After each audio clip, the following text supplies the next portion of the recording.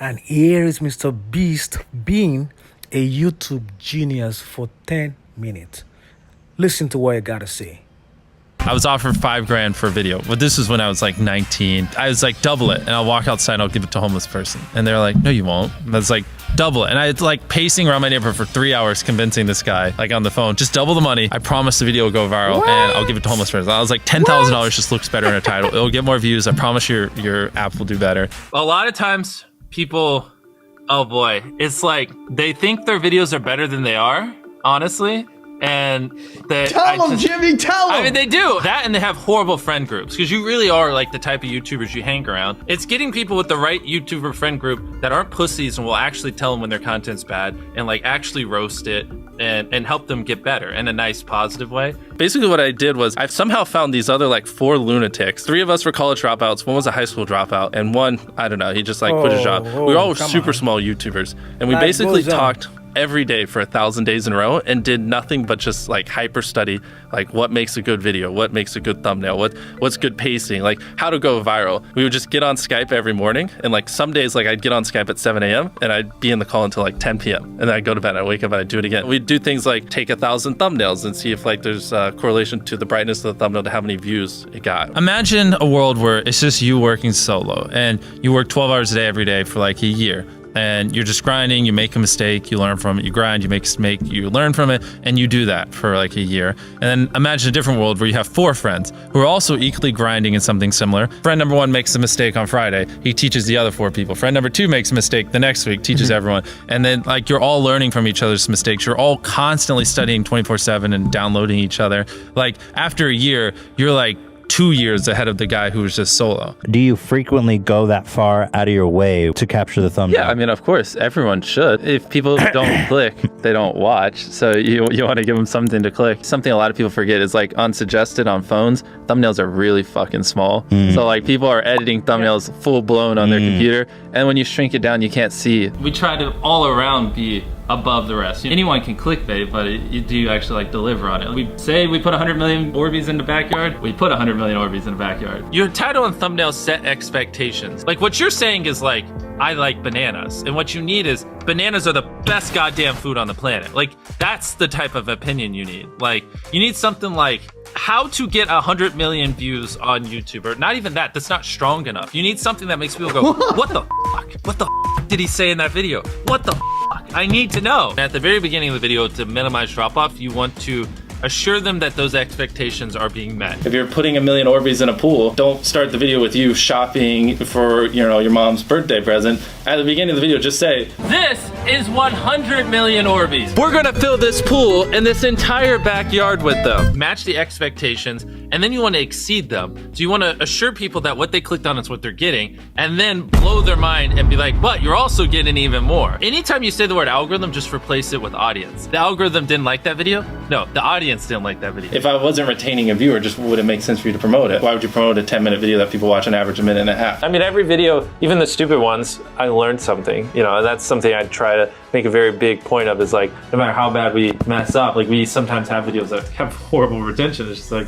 as long as you learn from it, it's not the end of the world. Every YouTuber says it. It's like, no one will ever be able to replicate my style. I gotta edit it. But newsflash, someone can. It's actually not as difficult as you think. It was good that I got a really strong foundation on how YouTube works and how the style of videos I wanted and everything before I scaled up the team, if that makes any sense. I just want to make sure that's clear, because I've seen people try to build the team without foundation and knowing how to do well. I know that if we film this video, it will do well, just because I've spent a decade of my life hyper obsessing over YouTube, and I have a good pulse on it. But if you didn't have that, then you wouldn't know. Like, you wouldn't be able to spend $4 million on a Squid Game, because you might lose $2 million, and then you can't pay your people. But of course, yeah, if I didn't have these people, I couldn't do half the stuff I do. For the last like 8 or 9 years, like every dollar I've made, I just spent it the next month on content. And I just did that every single month, and it just kept getting bigger and bigger, and here we are. Since I was 13, there probably hasn't been a single hour that's gone by that I've been awake where I haven't thought about YouTube. Like, I'm just focused on making the best videos possible, period. I don't care about making money. I don't care about time. I don't care about anything. I just want to make the best videos on the planet. Literally all the algorithm does is reflect what the people want to a T. And if you deny that, you just make terrible videos and are trying to find a scapegoat. We do our videos in other languages as well. If you Google it, it's like only whatever, less than 10% of the world speaks English. So 90% of the world can't even enjoy your content. And when I realized that, I was like, wait a minute. 90% of the world can't even watch this stuff. Like, we just started doing this like 6 months ago, and it's crazy like how viral some of these videos are going. 51 million. In Spanish, the guy who does my dubs is the same guy who dubbed Spider-Man. We managed to convince him. So a lot of those comments are like, why does he sound like Spider-Man? Or is MrBEAST Spider-Man? To me, what's important is click-through rate, getting people to click on your video, and then average view duration, average view percentage, or just relative retention, and having them watch it. A lot of creators think click-through rate is just like the title and thumbnail and did they click it, but a lot of it too is, did they enjoy your last video? Because if someone watches a video of yours and they loved it, you can bet the next time you're recommended, their chance of clicking is a lot higher. Sometimes we're filming for 3 or 4 days, like 10 hours a day, 30, 40 hours of filming plus months of setup, whereas most creators probably film for a couple hours and set up for a day. Outside of just filming, we brainstorm video ideas, relentlessly, hours every day. By always doing all those things, it just distinctively sets it so far apart that it's basically, in my head, it's like, why would you not watch it? Viewers aren't stupid. They can tell when you half ASS, I don't know if I'm allowed to curse, a video, or if you like really put in effort. And like, if they can tell you're putting in a lot of effort, they're gonna be more likely to click on future videos. And that snowballs. And because once you build that trust, they get to a point where it doesn't matter what you upload. They just know it's high effort and they just know it's great. And they're just conditioned just to watch because you have a good track record. And so with filming, it's just like trying to make sure we're doing everything we can, no matter how expensive it is, no matter how much time it takes, to make the best video possible. A lot of people, if they gave away 100 grand, they would make a huge deal about it. But sometimes we're just like, yeah, here's 100 grand. Like, thanks for watching, bye. Doing it that way makes it more fun and just more interesting. So I like to keep a little bit of it mysterious because I think that's what people enjoy. A lot of people aren't willing to put in 10 hours days because they don't like what they're doing. So it's finding what they enjoy, because it is like a long grind. Like, you're doing the for years, not months. So if you don't enjoy it, then you're gonna burn out. I just had the blessing of finding what I loved at a young age. So like, because to get to this level, it takes, a decade. Most people don't find what they love till their young 20s. So they'd be where I'm at in their 30s. Yeah. I just lucked out and found it when I was really young. Living your life chasing like a nicer car and a bigger and bigger box to live in is kind of like a dumb way to go about life. I actually, funny enough, I lived in like a super below average home. And I kind of learned why famous people don't live in below average homes, because someone broke in, stole everything I owned. So I had to get a little nicer house for security reasons. But before I was robbed, like, my place is like a little duplex, $700 a month. You get a roommate's $360 split. People think just because you go for views means you can't have fun, but you can pull views and you can have fun, which is what we purposely try to do. If you're not doing something that's just inherently fun to you, you're just quit. Just give up. Like, you gotta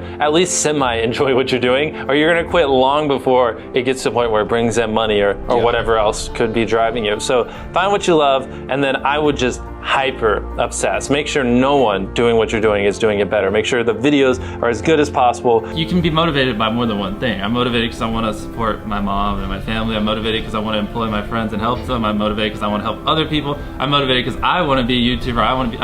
I feel like that's another misconception. You can have lots of things that drive you. Absolutely. Yeah. Absolutely. So there's just tons of stuff that drive me. And everything drives me to wanting to be a YouTuber, so I kind of obsess over it. For the people that are willing to be coachable, I would say just education. There is a lot of misinformation out there that people live and breathe by, the weirdest stuff. I gotta upload at midnight on Wednesdays or my videos don't do well. It's just dumb stuff like that they don't realize how badly they're handicapping themselves. Some minor tips I could give is if somehow you could have a payoff at the end, then more people are gonna watch to the end just to see what happened. Whichever one of these 456 people survives the longest wins 456 grand. Cut out all dull moments, try not to over-explain things. If a camera just sits on me and I'm just talking for 20 seconds, it doesn't hold retention as well as, maybe me talking and other footage popping up. It's much easier to get 5 million views on one video than 50,000 views on 100 videos. It takes way less effort to get 5 million views on one video. Back then, which I think small YouTubers should do, is I would reply to every single comment. And so I think a few people caught on that I would always reply. And so some people would just be like, I wonder how long it'll take for him to reply. So that was a lot of my comments when I was smaller, but at least it kept him coming back. In your analytics, and most of you probably know this, audience retention. You can see where people click off. Just literally go through your last 50 videos, write down where everyone clicked off, and then just don't do those things again.